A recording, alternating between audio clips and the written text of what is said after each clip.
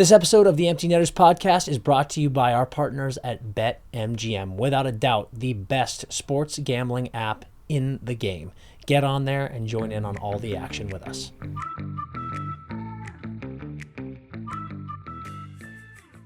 Ice is ready, and we are back with another episode of the Empty Netters podcast. We're going to start this podcast off talking about something that neither of us ever hoped or thought we would ever have to talk about. It's a very sad thing.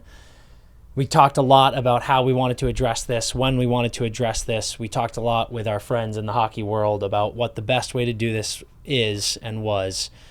And ultimately, the only way to do it is to do what we've been doing for the past several nights, and that is rally around the hockey community, be with each other, talk with each other, and help each other through a difficult time. Last week, Thursday night, Chris and I were going about ourselves and our days, and we got a phone call and were made aware of the just horrifying situation that was going on with the events surrounding Johnny and Matty Gaudreau. Obviously, it was just a harrowing night of talking to a bunch of friends, family, and various people in this hockey community connected with the Gaudreau family. No one knew what was going on. Obviously, social media was just a zoo, and unfortunately, we all woke up Friday morning to the confirmed news that we lost Johnny and Matty Gaudreau in just a horrifying drunk driving accident, the two of them riding their bikes home. And it's been brutal. It's been a really, really difficult few days. Like I said, just a lot of talking with friends and members of this community and showing our love and condolences to the Gaudreau family and so many of their friends and people they're connected with, their wonderful wives and their wonderful families. And this is just one of those situations that has rocked the hockey world, but has also rocked the sports world. Yeah. To the point where it's one of those moments in life that has no explanation. It has no reason. There's no sense to it. It's utterly devastating. And it's put us all in a position where we genuinely don't know what to say and don't know what to do other than just pour as much love and care into the thousands to tens of thousands to millions of people who feel affected by this horrible loss. Yeah, I didn't even want to do this, to be honest. Mm-hmm. We, like Dan said, we had a lot of talks about it. And then when a lot of the other hockey outlets were going to do something, it made me come around to feeling like it was probably an injustice or disservice to anyone that likes our show to have us not say anything, because it's like, what are you ignoring this thing that happened? Which obviously I wasn't ignoring it. It was hard to talk about. Thursday was crazy because I was actually on the way to a beer league game. Literally, I'm like in the car. Dan, we traveled so much this year. Dan wasn't even eligible to play in the game because of the games played issue or whatever. So he wasn't going. Normally, we would have been in the car next to each other. He got the call first. I'm in the car. I get a call from Dan. Actually, I haven't even told you this yet. Because obviously that was so out of context, right? You are like, hey, I just heard something, and I don't want you to be blindsided by this. And it's rumors right now. And when you said Johnny's name, obviously my mind didn't go to the most insane tragedy of all time. So I was positive you were going to say, and again, this makes no sense, but I was positive you were going to say, the Bruins have traded Swayman because they can't come to contract terms. And it was going to be like the Bruins traded Swayman to Columbus for John. And I know like none of that makes any sense, but just like as you said his name, I was like, oh, whoa, like a crazy trade has happened. And then you finished the sentence, and I was so like my mind was racing on the other thing, and then what you were saying made no sense, and I was like, what, dude? And it was a weird, extremely weird experience for me because I got to the rink and no one on our team had any inkling this was happening, obviously. And it was a championship game. So like everybody was so fired up and like tunes, and people were buzzing about the game, and I didn't want to walk in and say that. So I'm sitting there by myself. Every time someone's walking in, dapping me up, like, you ready? And I'm like, hell yeah, dude. And then I'm looking back at my phone, and it's, and it's you and Jans and like everybody that we're talking to.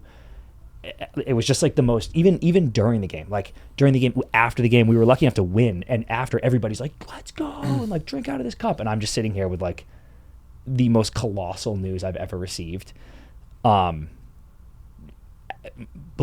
of a 2 hours. Yeah. Like, I just cannot believe that was happening. Yeah. It's one of those things where when I heard the name, you get so shell shocked by moments like this. And like I said, I think this is the most tragic story I've ever heard, certainly ever been even tangentially connected to.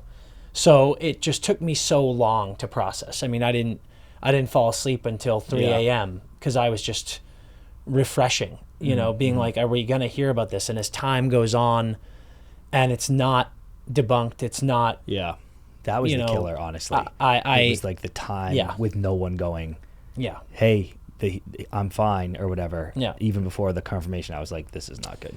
Yeah, it just makes you panic and it makes your heart sink. And then obviously as we got the news, you just try to process. And, we talked to so many of our friends and you then go on and figure out what you can do or what you want to try to say or try to think. And you obviously think of Katie, their sister, and just the tragic elements of her wedding being the next day and both of them being groomsmen in the wedding. And, Matthew's wife, Madeline, is pregnant, and Johnny and Meredith just had their second. It's just awful. It's just awful from top to bottom. And all we've really tried to do the last several days is be as, supportive as humanly possible. And I think something that's so remarkable is, we growing up in southern Maine and playing hockey in Maine and Massachusetts, there is a weird element of playing all of those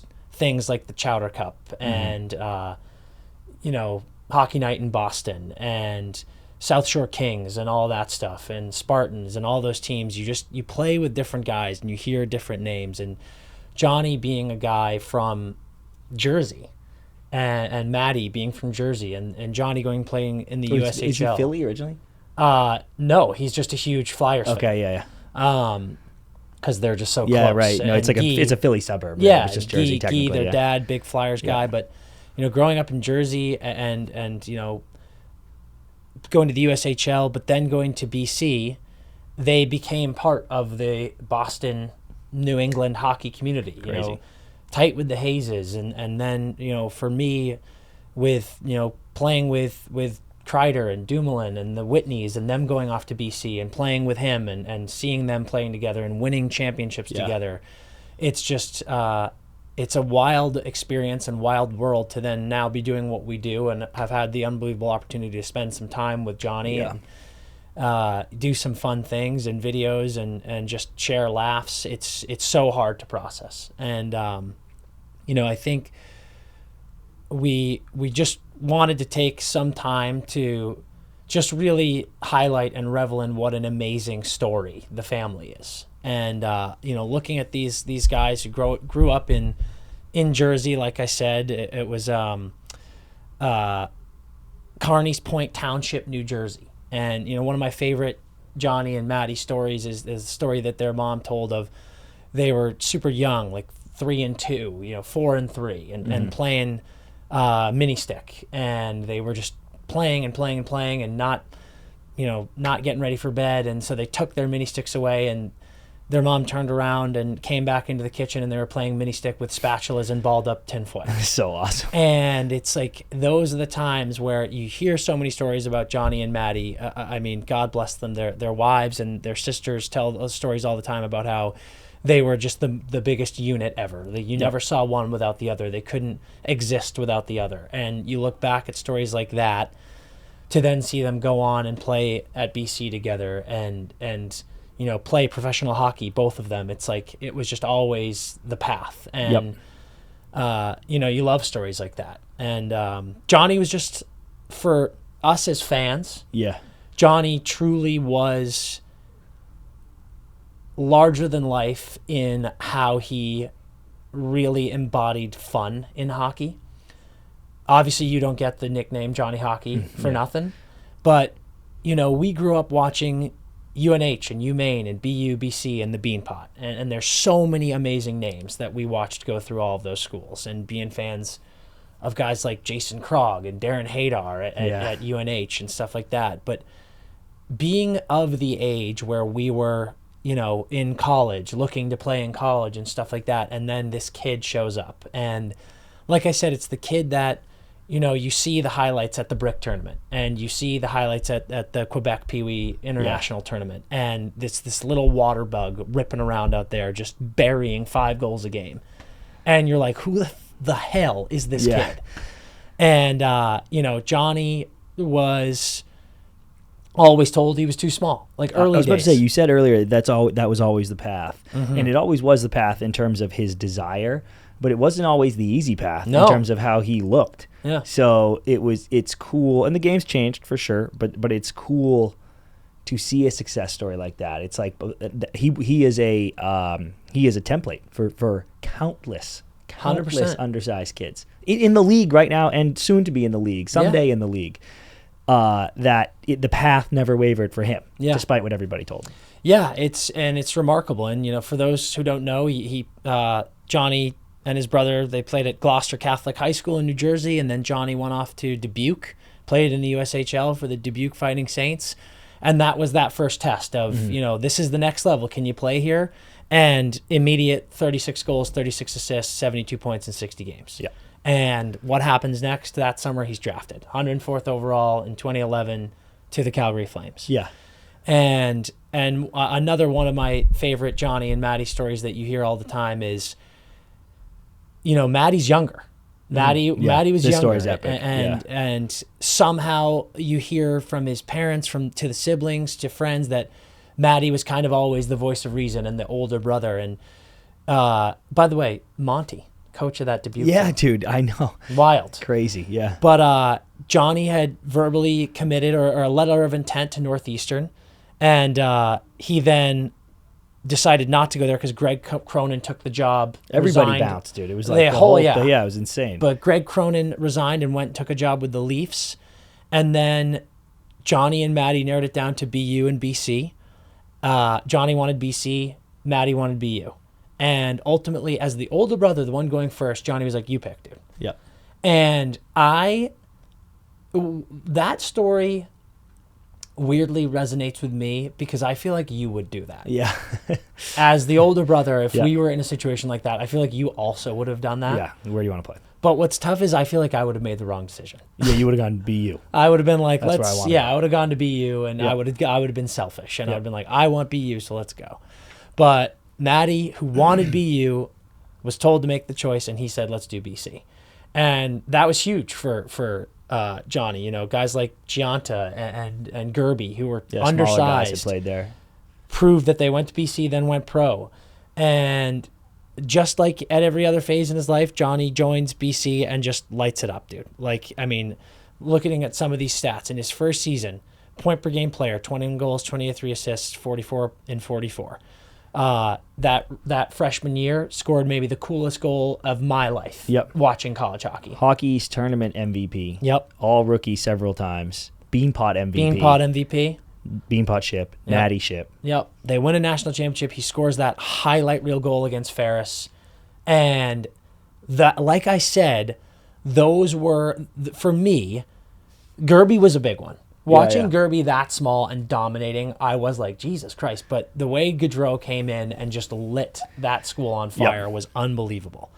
And national championship, Beanpot, comes back second year, 51 points in 35 games, leads the nation in point per game, fourth straight Beanpot for BC. He's top 3 in Hobie Baker finalist. Hockey East Player of the Year. Yep. And then wins a gold medal in the 2013 World Juniors with USA. Then everyone thought he was going to go to Calgary, stays for his junior year primarily because Matty's there. Yep. Just another example of the two of them, just such a unit. And then in that year, the most dominant thing ever, 36 goals, 44 assists, 80 points in 40 games. Highest point production by a player in the country since 2003. Hockey's Player of the Year for the second year in a row, and then, of course, won the Hobey Baker that year. Hobey, you hear Hazy talk about those stories where it's like he felt like it was McDavid. You felt like McDavid out there. He gets put on a line with Kevin Hayes, and those guys just lit the world on fire. They were the most electric college hockey line of my lifetime. Yep. I don't know if we'll ever see anything like it again. Was third most points in a season in Boston College history. Yeah. 10th most prolific scorer in program history in just 3 seasons. Yeah. Third Eagle ever to win the Hobey. And the 10th highest. Oh, no, I said that one. And then that season he tied a 31-game point streak with Paul Correa from Maine. Unbelievable, dude. So and didn't sick. he have 29 goals in those 31 games? Yeah, dude. It's like, what are you doing? Doing that at the highest level of college hockey. Oh, my God. But, it's just remarkable seeing the things that he did, and doing it at BC with his brother, Matthew, is just remarkable. And then, I want to say something about that. So, Dan was a BU fan growing up. Yes. You liked BU. I still do. I liked BC because I'm a cake eater. And I just thought it was cooler and whatever. It was like I think it was probably because it was a better school. Probably like I was a little kid and I was like a little nerd. And everybody was like, "You should go to BC," and I was like, "Yep." And like you said, a lot of boys you played with ended up at BC, whatever. And Johnny was there, and it was so exciting. And Dan and I, our family, once we were off at schools and stuff, we're home for Christmas.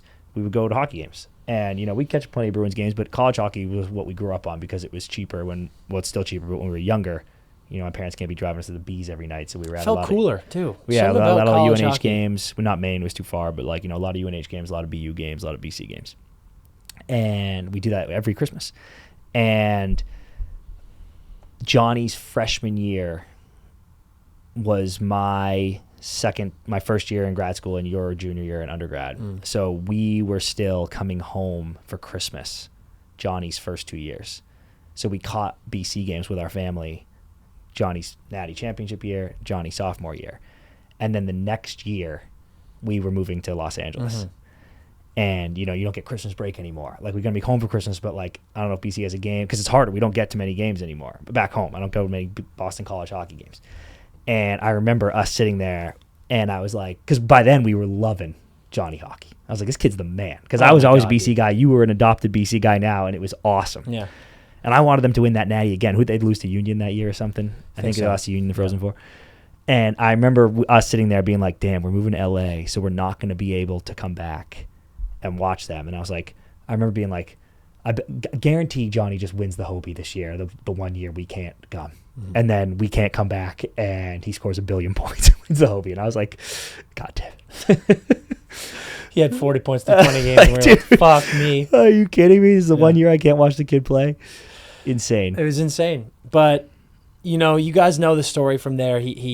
Johnny goes pro, scores on his first shot in his first game. Tip drill. For the Flames. In that rookie season, finished top 5 in Calder voting. Eventually went to Ekblad. Second rookie in Flames history along with Jerome McGinley to get 50 points. Yeah. And just played 9 of the most electric years that Calgary Flames fans have ever seen. Just a constant show on the ice. We call him Johnny Hockey. We call him Johnny Ham and Cheese. You and I call him Johnny Wraparounds. He's the biggest wraparound guy in the world and Never so good at it. And, we just saw him have over 80 points 3 times with that Flames team. So many all-star appearances. That insane 2020 season, 115 points, top 5 Hart voting. Yep. And then obviously that electric OT winner goal. Oh, dude. And I think one of my favorite things about Johnny in his free agency period, Johnny being such a family guy, such an amazing teammate, him leaving was gutting for Calgary. But the way he did it was so graceful. It was so honorable. And it was wild seeing how many, the Flyers and the Devils had space. And that made sense, right? Yep. He's a Jersey kid. He was a Flyers fan. They had space. He's a perfect fit for both of those teams. And when he chose the Blue Jackets, we were all sort of shocked. Again, like talking to friends, people that know him, we were all like, holy shit, like that was surprising.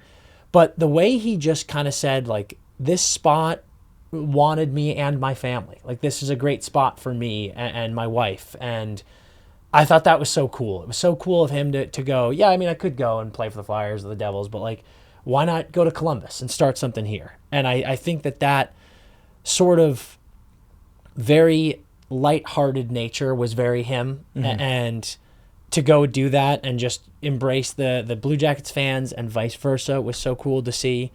So, you know, it was just remarkable to see, you know, 7 all-star appearances in 11 seasons in the NHL, in his prime, looking good, feeling good, everything amazing. And amidst the massive list of heartbreaking elements to this, the fact that he was just getting started is another one that just shatters me, and the whole community. So yeah, it was talking to some people that knew him really well, who we know pretty well now. We were just trying to put it in the context of the sports world, and I'm going to use a word that in a second that's a little harsh, but you know what I mean. Pretty much every time we've heard of a major athlete die, it's either they've stopped playing, recently stopped playing, or it's an accident that is self-induced sometimes, or even, you know, I should remember his name, but that Marlins pitcher, you know, Fernandez. Yeah, it's like I think, right, or Hernandez. I'm not sure. Jose Fernandez, I think. You know, he's young 20s, yeah, and a star. And not that should matter, but you know what I'm saying. Just in terms of the context of sports, it's like these incredible talents getting cut down short. Tragedy. But the harsh word I was going to use is none of the other ones were murder. Like, this feels like something happened to two people who were doing nothing wrong. Whereas in the other cases, it's like, we're doing something wrong, or it's a horrible Kobe's thing. It's like a horrible accident, you know? This was like, dude, this cannot happen. So yeah, it feels, you know, so unavoidable if a just thoughtless, abhorrent act doesn't happen. Crazy, dude. And that's part of the reason it's so heartbreaking. And, you know, I think there's been a lot of time spent online and in our conversations that have an element of hate in them with the person at fault in this accident. And I get that. I'm here to say to everyone, I get that.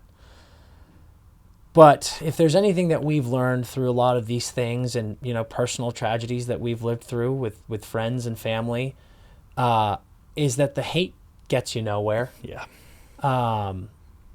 Hate doesn't heal. It doesn't fix these horrible moments. It doesn't get you from A to B. And there's a part of me that does hate when people say time heals all wounds. The wound will always be there. And I think the wound will always be there for Johnny's friends and family and fans and this hockey community. But you heal the wound by honoring Johnny and Matthew and remembering how special they were, and just, you know, the way they lifted each other up and people around them, the way they cared about family and friends, and just the smile on both of their faces all the time that people talk about endlessly is the things that should be focused on, I think.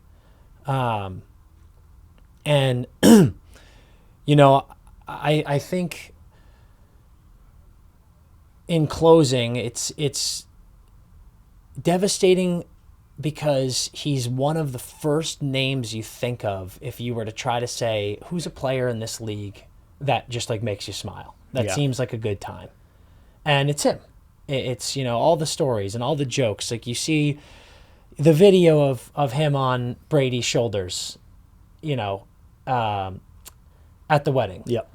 And the videos of him getting scared by the cannon every time he played in Columbus, to then going to Columbus. Yeah. And doing the lie detector with him last year and playing blackjack with him and him looking at me, and after we'd lose fucking $2,000 on a hand, he just kept going, you can always win the next hand though. Yeah. Like that was him. Like his attitude and just approach to the game and approach to life, I think, is something that we can all take a page from his book. Agree. And to add on to that, I would say, and I mean this, I've been very I've been looking in. Yeah, reflective. Reflective, thank you. And honor them, both of them, this way, or this is my plan at least. Enjoy this life that we have. Mm-hmm. And annoying things happen to everybody every day. It's okay. And again, I'm saying this right into the mirror. It's okay. You never know what's coming. You never know when your time is. Care about the people that are important to you and care about yourself and roll with the punches, baby, because that's what matters. Absolutely. I think to go on, piggyback on that, you're right. This life is precious and horrible, crazy, unexpected things happen. So no matter how frustrating and difficult it gets, I do think these awful moments are good reminders that we should just constantly, tell your people that you love them. Be there for each other and try to enjoy, appreciate, and cherish each day and each moment with those people. 'Cause you never know. Yep. And then lastly for me, it's I am here to be honest and vulnerable and say, in my life, I have had a drink before and driven, and the next morning realized I probably shouldn't have driven. Yeah. And it disgusts me the couple of times it's happened, and I vow to never do it again. And I, have not in so long, but I am also here to say, just don't drink and drive. Yeah. There's so many options now. So easy, guys. I mean, I'm here to tell you as well. I will personally Venmo you if Uber is $250. Yeah. DM us and I will Venmo it to you before you get behind the wheel of a car after having drank. It's senseless. It's pointless. There's so many options. And it's just always the better decision to not do it. So please don't do it. Preach. Here's what I'm sending us out on. I found this on Reddit. Thought this was sick. In Johnny's epic season, he had 77 primary points at even strength. 34 goals, 43 primary assists, not secondary. Insane. That's the most since any player since Lemieux in 92 and the most since a winger since Yari Curry in 84. Sick. Johnny Hockey, baby. My 3 favorite goals he was involved in. Number 3, he assisted the only goal Yager scored for the Flames and his last goal of his NHL career. Epic. Yager had a really nice tribute. You said it, May 15th, 2022, Game 7, 2-2 OT. Shot attempts, 125 to 58. Flames over Stars. Otter out of his gourd. Oh. 5 minutes to go in OT, Johnny Hockey, over the shoulder, under the bar. Yeah. Place goes bananas. And then for us, Flames fans, that's there first, but for us, Fair State. Foot to the forehand, to the toey, to the backhand, top cheese. Inside, outside, Johnny ham and cheese. Cheddar. This kid, and here's Gaudreau, he can move. Oh, dude, that's one of my favorite calls ever. And then last thing I'll say is this, dude. You said it earlier. I didn't even know if you were going to say this, but I've never seen anyone score more wraparound goals in my life. It's unbelievable. Johnny wraparounds. Fake shot, boom, pull it around. It's because he's so tiny. He just sets that edge. Pivots the feet. Last goal he ever scored in the NHL. At home for the Blue Jackets against the Carolina Hurricanes. Fake shot, wraparound on the backhand. Yeah. I hope they have wraparounds on the pond up there, buddy. So do I. And he finds Gaudreau. 2-on-1 with the Otter. Gaudreau with the Otter. Gaudreau, the Otter. Scores! Has the puck now. Down low for Gaudreau to Kachuk in the corner. Back to Johnny Gaudreau. Gaudreau in front. Feeds a pass to Lindholm. Stopped by Ottinger. Took it up high. Gaudreau scores! Here's Gaudreau. He can move. Gaudreau in. Gaudreau scores! Gretzky sends it in once more. Off Spencer Martin, wraparound, scores! What an effort! Johnny Gaudreau, and the Jackets have the lead again. This time 4-3. Taking a quick break to remind you guys that we have the coolest deal running with BetMGM right now, and you have to take advantage. Download the BetMGM app, use promo code NETTERS, NETTERS, and then you get to place a bet on anything. Baseball, football, hockey's about to start again, middle school basketball in South Sudan, whatever you want. $5 up to $1,500. If you lose, BetMGM takes the money and puts it right back in your account. Can you believe that? They take the money that you should have lost and they put it back in your account. It's unbelievable. So please take advantage, use promo code NETTERS, and hop on that BetMGM wagon right now. Gambling problem? Call 1-800-GAMBLER. Call 877-8-HOPE-NY or text HOPE-NY for New York. Call 1-800-327-5050 for Massachusetts. 21 plus only. Please gamble responsibly. Call 1-800-NEXT-STEP for Arizona. 1-800-BETS-OFF for Iowa. 1-800-981-0023 for Puerto Rico. First bet offer for new customers only. Subject to eligibility requirements. Bonus bets are non-withdrawable in partnership with Kansas Crossing Casino and Hotel. See BetMGM.com for terms. U.S. promotional offers not available in New York, Nevada, Ontario, or Puerto Rico. Giving a quick shout out to our partners, Fireball. I know we're a hockey podcast, but right now we're going to talk about football. Football's back, baby. Thursday is game day 1.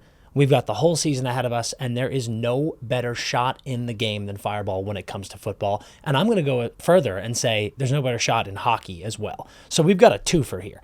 Yes, football season, Fireball's got you covered, but don't forget, hockey season's right around the corner. So you're going to double up. This is perfect. Whether you're taking a shot after a touchdown, after a goal, whether you got a keg at your party so everyone can get in, make some mixies. I like some Fireball Dr. Pepper, just saying. If you're into that stuff, it's pretty good. Or do you just want to do a shot? Boom. Your team scores a touchdown. Your team scores a goal. You're doing some Fireball because it is the best drink when it comes to football, and we're going to make it the best drink when it comes to hockey as well. And the best thing about Fireball is they're going to help you ignite your rivalry right now. We know we got rivalry games coming up. CP and I, we're Pats fans. It is what it is. We got rivalries out the wazoo, I feel like. I don't even know a team that's not the Pats rivals from the old Brady days. So when it comes to playing the Jets, the Giants, the Dolphins, whomever, we're going to be firing up that Fireball because we need that rivalry fuel inside of us, and that is exactly what Fireball is. So make sure you get stocked up on your nips, on your shots, on your kegs, on your bottles. You get that bottle zipping around during game day. Everyone's getting the fire inside them, and you're going to have the best experience of your life because Fireball is bringing that every single sip. Make sure you get dialed into Fireball during the season because kickoff is right around the corner. Let's get it. Taking a break real quick because I got to talk to you guys about our CBDMD partnership. Listen, all of us, summer's over, all of us are feeling stress. We're feeling burned out. You're having anxiety, sleepless nights, all that stuff. CBDMD is the place to go because they can help you recover. They can help you focus. It is a way to take your mental health and your mental clarity and your focus to another level. Okay, and we're giving a great deal right now. It's if you use promo code Friday at cbdmd.com, it's 30% off. 30% off plus free shipping. They've got CBD products, they've got THC products. It's from USA grown hemp. It is rigorously third-party tested for the cleanest possible product you can get. You do not want to miss out on this awesome opportunity. So please, promo code Friday, Friday, and go to cbdmd.com and check out all the awesome options they've got for you. Well, it's been a bit since we've talked about any news on this podcast. It's been a quiet summer, but I've got news for everybody. It's September. People are reporting to captain's practice. People are reporting back to the cities they play in, and hockey is back. So we've got some shiz to talk about. Number one, the largest AAV contract in NHL history has been ka-chinged. Leon Draisaitl signs. Dude, who said working at as a burger flipper wouldn't pay? Pays well. Pays well. 8 years, $14 million AAV. Leon Draisaitl extends with the Edmonton Oilers. I'm bummed. Sorry, Oilers fans. I'm bummed. You know, obviously, I'll admit, you know, if Pasta didn't re-sign with the Bruins, I would have been bummed. If anything happens with Swayman, I'll be bummed. Yep. So, like, I understand if you're mad at us for saying this, but I love excitement. Chaos. But it had to happen. If they had lost in the second round to the Canucks? Who were they playing? Yes. Yeah. They lost the Canucks. And he stayed and he signed this exact deal. I'd be like annoyed. I would be beyond bummed. I'd be like, you are an idiot, dude. Yeah. Game 7 Cup Finals. I'm bummed, but you got to go back, I think. Yeah. I'm not surprised at all. I'm bummed. I thought a Leon Draisaitl sweepstakes would have been so exciting for the game of hockey. And I could see it. Like so many people were like, he was never going to leave. And yeah, you're right. But I was like, oh, I could see it. I could definitely see it. Yeah. Calls were made. He's incredibly loyal. He's an unbelievable player, great member of that community. Of course, I get all that, but I could have seen it. I'm interested to talk about what this looks like for the league and for the Oilers, because let me throw some stuff at you right now. Yeah, do it. Nurse is getting paid $9.25 million until 2028. Okay. Ekholm, $6 million until 2026. Kane, $5.125 until 2026. Bouchard and Connor, UFA and RFA in 2026. So Bouchard is too. yes.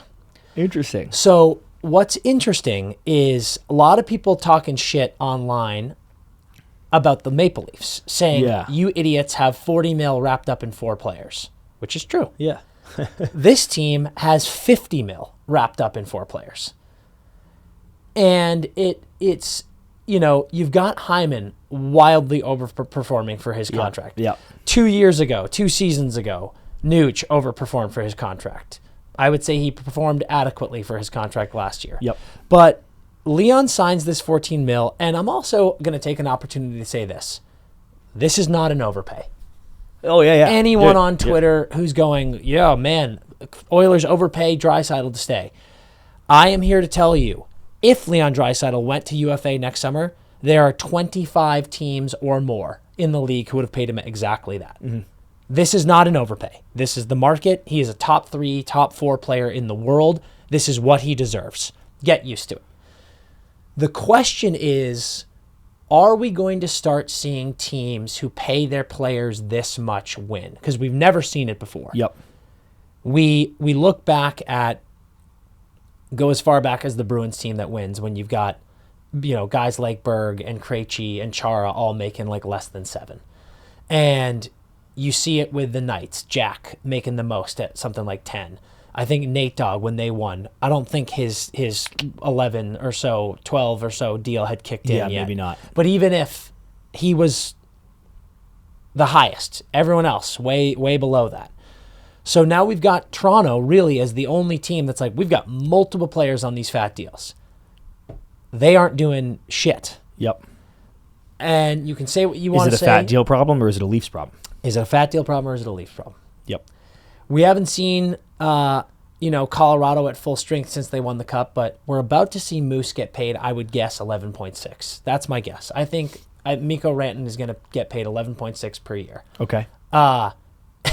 Interestingly enough, this extension almost makes that be like, oh, is he going to get more now? Right, dude. And I could see it. But Nate's at 12.6. Think so. So you at least you have that cap. Yeah. If you're the Avs, you're like, I'm not going to do more than Nate. You're not going to get more than Nate. Yeah. The huge question is, we're going to play out this year where they're a favorite. The Oilers are a favorite. Yep. This Leon contract doesn't kick in this season, so they don't have to worry about that. But they just lost Broberg and Holloway. They're kind of up against it right now, so we'll see what they can figure out at the deadline with LTIR and things like that. But this is a year for them. There are some who think, realistically, as the oldest team in the NHL. Yeah, it's wild. The Penguins exist, and this team's the oldest team in the NHL. Yeah. People are saying, is this the last year of the window? Ekholm's unbelievable. He is also older. Yep. Is Nurse going to snap out of it and start playing to the contract that they thought to the player they thought they were getting with that contract? Is Hyman going to score 50 again? Are Skinner and RV going to perform? There's a lot of questions. Is Stu going to be lights out? We'll see. After this year, the Connor extension is up. And the Bouchard. Well, yes, but Bouchard, you don't. Yeah, I mean, like you might give him an extension, you might not. Either way, yeah. Those contracts are you probably wait with Bouchard because he's RFA. Yeah, you don't need to worry about fair. that until the next summer. But you give Leon 14. What does that mean for Connor? 28. Maybe. I mean, come on, dude. Maybe. What are we talking about But, here? you know, it's just an interesting thing because you give Leon 8 by 14. By the way, I forget what it was. It's like 102 mil of that yeah. or something is all in bonuses, which is in salary bonus, which is amazing.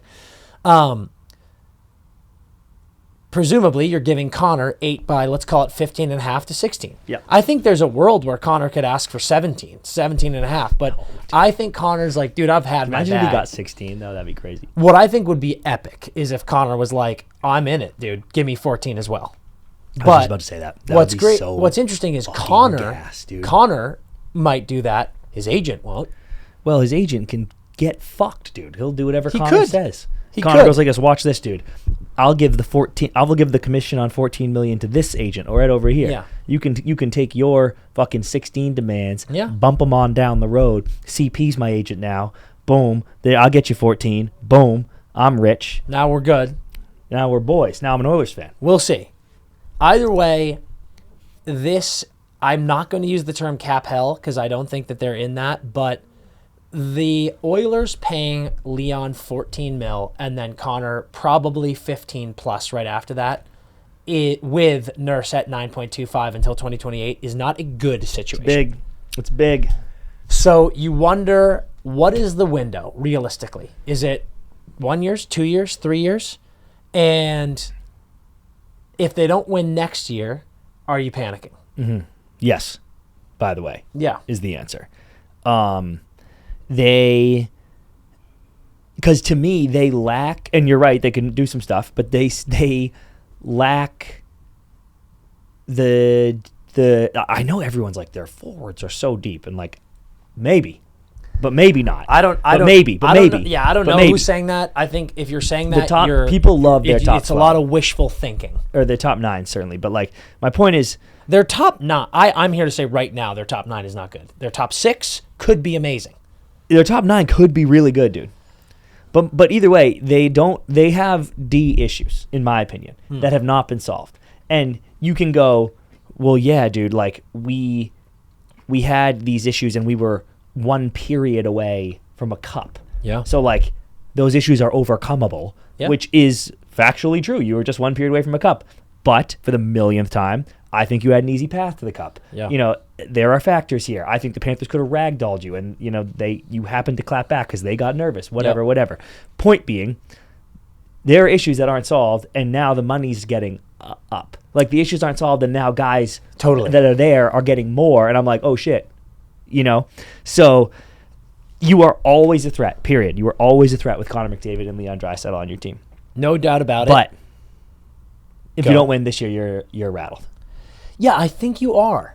And you know what's interesting, man, is I wonder if we're approaching an era where these albatross contracts in the NHL aren't that bad. Yeah. Aren't that big of a deal. It's not that big a deal in any other Like sport. we said, I think it was when Vegas...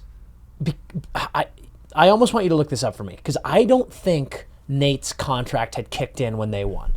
I think he extended that season and it kicked in the next year. Look that up for me if you can. Because I believe either him or Jack the next year is the biggest contract a Stanley Cup winner has had. Right. Because Jack's contract is well, now we've got Bob. What year did they win? They won in 2021. 2022.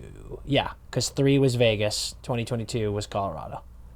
Yeah, the extension kicked in 2023-24. He got 12-6. Okay, so yeah, I think Jack had the biggest contract for a cup winner. And then now Bob matches him because they're both on 10, right? I think Jack might be a little over 10.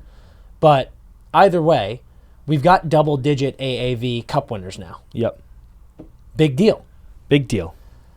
But there's a huge difference between 10 and 12.6. There's a huge difference between 10 and 12.5 and 10 and 14. And 15.5. 10 to 14. Dude, a player making $4 million a year, like that's a difference maker on your team. Oh my God, dude. Look at Gus Forsling. He makes less than $6. Yep. So it's interesting. So part of me thinks the cap's going up. New TV deals, all this stuff. This is how you listen. if you, by the grace of God, draft Connor McDavid and Leon Draisaitl, you fucking pay him what you got to pay him to keep him. Yep. So anyone giving the Oilers shit, Stan Bowman shit, I'm kind of like, Come on. what are you talking about, dude? Like, you're going to let him walk? You're going to be like, no, we're not paying you that? You're going to trade him? No, you do whatever you can to keep this guy. It is, however, scary when you don't win in this grace period. In the extension goes next season, so we've got a little bit of wiggle room still. Because, like, then you're in that next year, Leon's all of a sudden making 14, and you know you're about to pay Connor, or you probably go into that season having already agreed to pay Connor 16 mil. So you're like, we better win right now. Yeah. And it's just interesting. Obviously, it's great when every year goes by and a new player signs something huge. But when Pasta signed for 11.5, everyone was like, holy shit, biggest Bruins contract ever. Oh my God. McAvoy signed for 9.5. People were like, what's Pasta? They're dead. Yeah. And now you look at a 28-year-old Pasta who's a top 5 player in the league making 11.5, and you're like, that is a steal. Chump change. That is a steal. So it begs the question, will we see these guys get over the hump and frankly prove if you've got players of that caliber, pay them. Yeah. Like, they can figure it out. You get a decent enough supporting cast around 2 guys like this, you can figure it out. If they lose, which is unfair, because they could go to, cup after cup after cup and lose, and people will still go, yep, see, if you pay guys that much, you'll never win. Yeah. So this is going to be, one of the pieces in like the precedent-setting world of these types of contracts. It's crazy. Moving on from Leon, Seth Jarvis, our boy. Oh, come on. Road to 50, gets paid. But, little wrinkle here. Seth Jarvis signs an 8-year, $63.2 million contract. Now, if you crunch those numbers, that comes out to 7.9 AAV. Yep. And I was looking at it and I was like, under 8, good job. But actually on the books, it's 7.42 mil AAV. So, frees up 480 or so in K in cap.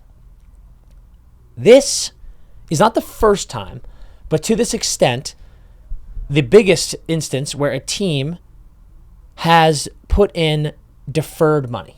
Yep. So, base payment and signing bonus payments are basically in every long-term deal in the NHL. But ultimately, for those wondering, those don't affect AAV, like we said with Leon. Yep. I think in Leon's first year of this 14 mil AAV contract, he's getting paid $1 million in salary. Yeah. The rest is bonus. But he's still at a 14 mil cap hit. Yep. This Seth Jarvis situation is interesting because he has a year 9 payment date. Yep. July 1st, 2032, which is saying 2032 out loud. I was like, crazy. Yeah. Jesus Christ, I'm going to be 60 when this guy's deal's up. He gets an undisclosed amount of money, but because the player and the team agreed to that and the collective bargaining agreement has signed off on this, they're going, yeah, he is still going to get paid after that 8 years. Both teams agree to it. The league agrees to it. So that money, whatever it is that he's getting paid, is not going to count against his cap hit. So it drops that number down, which puts him at 7.42. Yeah. The question I have for you, Chris, is how long is the league going to let this be legal? Because we are staring down the barrel of, if this is legal and you can keep fudging it as much as you want and as much as you believe in the player, you could essentially Bobby Bonilla yourself. Dude, it's in baseball everywhere. Mookie Betts signed that deal with the Dodgers. Yeah. He's getting paid till... That dude's getting paid like $7 million a year when he's like 58. Dude, It's something Shohei, insane. same deal. Shohei gets paid $1 a year by the Dodgers. Yeah. And he's getting paid out till 2180. His grandkids are on the contract, Yeah. dude. It's bananas. Yeah. So it's all over the place. And it, by the way, dude, you're Seth Jarvis. You live in you play for a team with state tax. Yeah. So your contract is being taxed. If you defer money, all those years you're getting paid after your playing career, you get taxed where you live then. So like you can be like, give me my $8 million Then he moves contract. to Florida. Move to Florida. Yeah. Boom. How are you? Nice to meet you. Good, and you? Whoops. And so that's just something to think about. So I think that this is something that we should keep our eyes peeled on because there is no chance that this doesn't come up again soon. Yep. It might come up very, very soon. Yeah. Which leads us into our next portion. We have some more RFAs. Some We more. have spent all summer not talking about this. I know. We've spent all summer not talking about it. One in particular, Jeremy Swayman, because we're not worried. But notable RFAs that remain. Again, it is September, what, Chris? 3rd? 3rd, dude. September 3rd. Captain's practices have started. Swayman is on the ice at Warrior Ice Arena, playing with his Bruins teammates, unsigned. Notable restricted free agents that still remain. Jeremy Swayman, Mo Sider, Lucas Raymond, Thomas Harley. All of those guys are huge names. But also, we've got Cole Perfetti in Winnipeg. We've got Dawson Mercer in New Jersey, Peyton Krebs in Buffalo, Arthur Kaliev in LA. Dude, it's like every time, because I'm on Twitter, I know you are too, it's like it feels like one has to fall, but like Nate just happened, Jarvie happened, the dam didn't break. Mm-hmm. It's like that fucking game what we were playing. It's that the Friday Beers card game. They have like a million things, but one of them's the horse race. You know how like you go, you know how like you move the card up like with every dice roll. Yeah, dude, I feel like we're playing that game where I just have Sway, Mo, Razor, Mercer, and like every day, and then you're like, it's horse race. Harley. Oh, Harley's up. Oh, Sway. Wait, Sway might sign a 4-year. Yeah. Wait, Sway back up 10-year, 8-year. Like it's literally it is the Friday Beers drinking game of RFA summer. That is what is happening. It's truly remarkable, insane. So what's crazy, man, is you look at these teams, and let's start with Sway. Jeremy Swayman.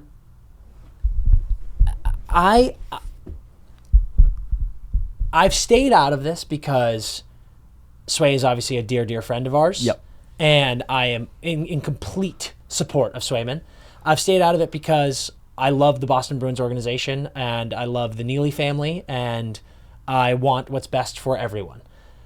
But I did tweet a couple weeks ago, maybe a few weeks ago, I find it insane. I know it's a business.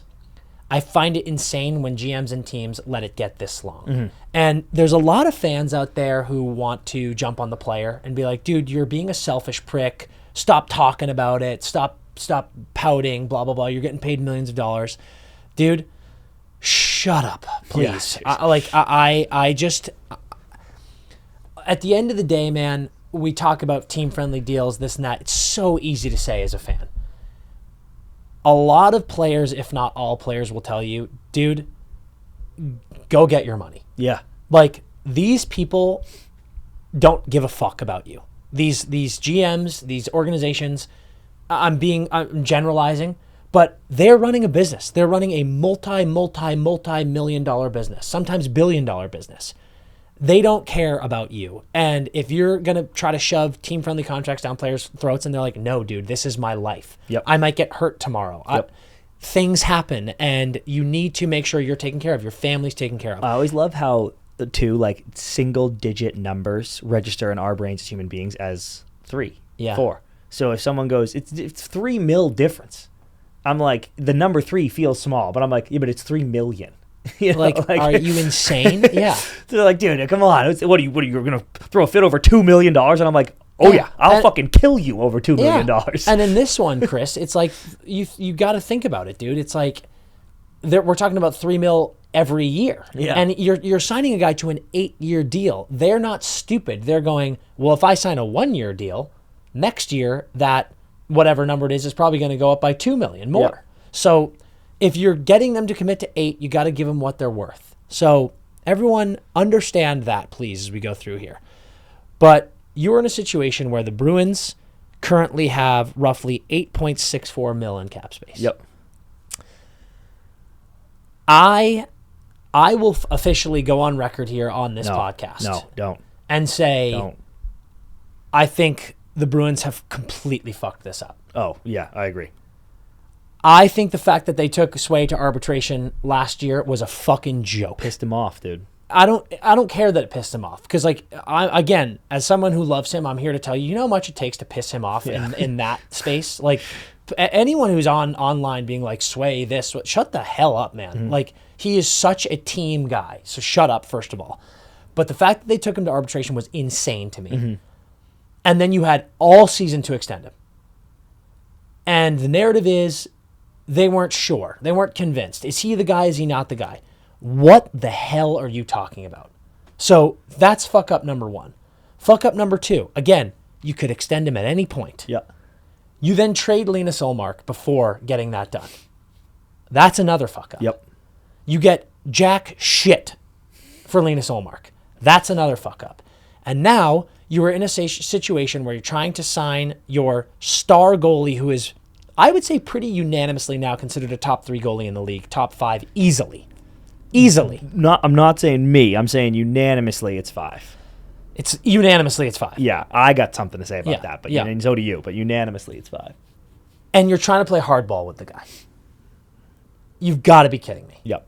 So what I do think is scary is, you see those stupid reports from journalists that saying Sway's demanding 10.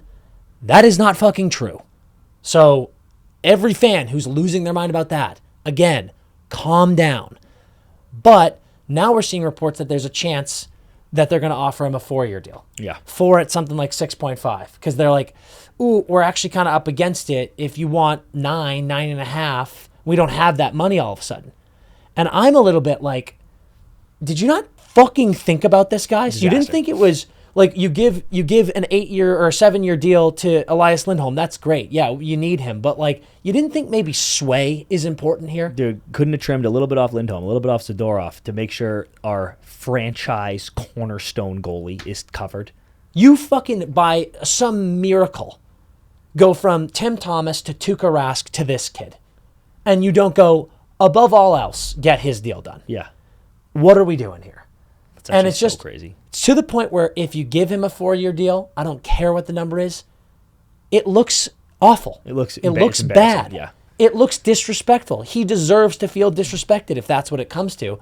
And you wouldn't be fucking surprised if after that 4 years he goes, I'm going to hit free agency, dude. Twice now, you fuckers have completely spit in my face. Mm-hmm. So I'm going to just see what else is out there. That makes me nervous. Yeah, same. Again, I'm not nervous. I know Sway. I know he loves playing in Boston. The boys love him. He loves the boys. This is getting done. I just think you're morons for letting it get to where you've let it. Unbelievable. You move on from that, and you look at Detroit. Detroit, Chris, has roughly $17.54 million in cap space.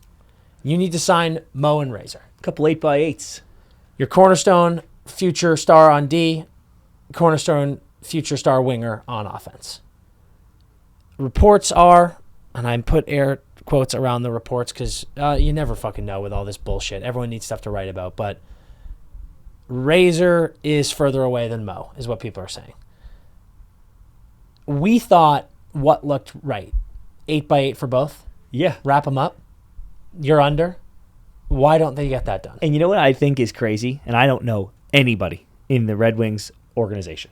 I'm making this up. But if they are offering, it would be insane to me if they are offering them different numbers. I completely agree. I've said it a million times. I know they play different positions, but how is this not Taves Kane? So I think they should be offering them the exact same thing. Me too. And in fact, I assume they are, Sure. which rattles me because when they say Razor's farther off than Mo, that means He wants more. yeah, like they're getting If the same that's true. offer. Again, Allegedly. I said it, I'm making this up. But if they are getting the same thing and Razor's farther away, that means he's like, I want more than him. And I'm like, ooh, dude, you guys might have to just take the same deal here. Yes. Again, it's these things are complicated. We've just said, like, you gotta get whatever you can get, dude. Like, go get your money. Yep. And you hire agents that you trust because you go, I trust you to get the deal that I need. But yeah, man, it's rattling. Like, it's really rattling. That is one where I look at their cap space and I'm like, how in the world have you guys not figured this out? Yeah. But it is scary when you are Mo Sider, when you are Lucas Raymond, and you're your age. And how old are they? 23? Yeah. You sign an 8-year deal, you're 31. And when you see Leon Draisaitl getting paid $14 million a year, and someone's going, why don't you take $8 million a year? And you go, well, I mean, in 2 years, I might be a 100-point guy. Yeah. I get it. Dude, me too. I can't believe these young kids who believe in themselves Yes. take 8s. Yeah. And then you always say you can get twice. You can get a fat You can get an 8 at 31 these days. I mean, look at Elias Lindholm. Elias Lindholm, 29 years old, just got a 7-year deal. It's possible. But I just think you probably catch like another. It'll be inflation, but you probably catch like another. Do 8. the bridge. If you're 23, do the bridge. Bridge, dude. Like get paid 27 or 28. Yeah. If you were going into a UFA year Yep. at 27, 28, you get the fucking bag. But what if you don't perform? Well, then you a bitch, and you don't deserve the bag. Fair. Fair. So that is one where I am just shocked that they haven't either begrudgingly gone, okay, bridge deal. Yeah. Or just gone, here's your 8x8s. Moving on to Dallas, roughly 6.24 mil. And they've got Thomas Harley. For those who are uninformed, here's all of it. Thomas Harley is a recently 23-year-old, 6'3" defenseman who just had 15 goals, 32 assists for 47 points in 79 games while also playing phenomenal shutdown. He is the man. You just lost Tanev. Yep. By no means can you afford to lose this guy. You're not going to lose this guy, so no worries. But this one, I get. But this is an easy bridge. They don't have a choice. But like two by 6. Yes, I get him because I wonder what the bridge is. You want to leave some space. Maybe you can make a move at the deadline. Yeah. They're cup hunting, Yeah, for right? sure. So Not without him. if I'm him, I look at the Sanderson contract. I look at McAvoy's contracts. They're all getting 8 to 9. Yeah. 8 to higher. Yeah, but you look at him and go, I don't have it, dude. Yes, I know. Yeah. But you go, that's my market value. An 8 by 9.5. An 8 by 9. Then sign a 1. What? Then sign a 1 if I'm him. Sure. But what's tough is like I think you're like if you want me to sign a 1, I want all 6. Yeah. And that's 1 what I'm by saying. 6. I bet they're like, come on, man, like sign a 2 by 5. And he's like, fuck no, I'm not giving you 2 years. 1 by 5. Like 1 by 5. You wonder 1 by 5, if 5, that maybe. one turns into an arbitration situation, which is crazy. Which sucks. But yeah, some of these other ones like Cole, you want him wrapped up. You want Krebs wrapped up. Absolutely. And the Kaliev one in LA, I think, is actually sneaky one of the most complicated because LA has 1.3 in cap. And when you look at that team with the PL trade, you've just lost Arvidsson. There is a significant second or third line wing opening that everyone in the Kings organization goes, this is what you were drafted for, Kaliev. Yep. Like, this is your job. Yep. Step into it, please. And it's tough to be like, sign a vet minimum or, like league minimum deal. Yeah. Because I bet he's like, no.